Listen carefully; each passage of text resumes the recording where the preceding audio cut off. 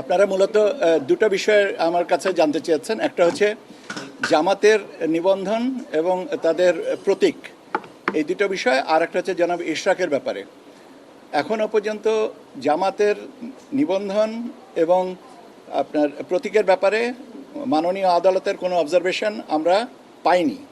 Observation পাওয়ার পরে এ বিষয়ে আইনগতভাবে যেটা প্রযোজ্য সেই অনুযায়ী ব্যবস্থা নেওয়া হবে। দ্বিতীয়টা হচ্ছে যে আপনার জনাব ইশরাকের ব্যাপারেও আমরা মাননীয় আদালতের কোনো নির্দেশনা এখনও পাইনি। কিছু অবজারভেশন এবং নির্দেশনা যেটা আসবে আমরা সেই অনুযায়ী আমাদের এখান থেকে ব্যবস্থা নেওয়া হবে। এই হচ্ছে আমাদের কাছে সর্বশেষ অবস্থান।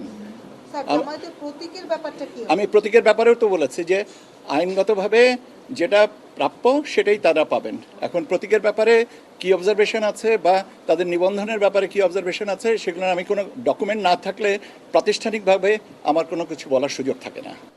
ধন্যবাদ আপনাকে।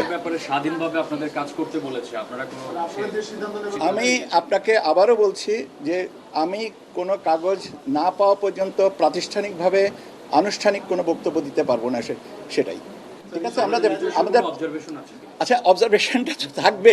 অবজারভেশনটা তো কাগজটা পাওয়ার পরে অবজারভেশনটা দিতে পারবো। এখন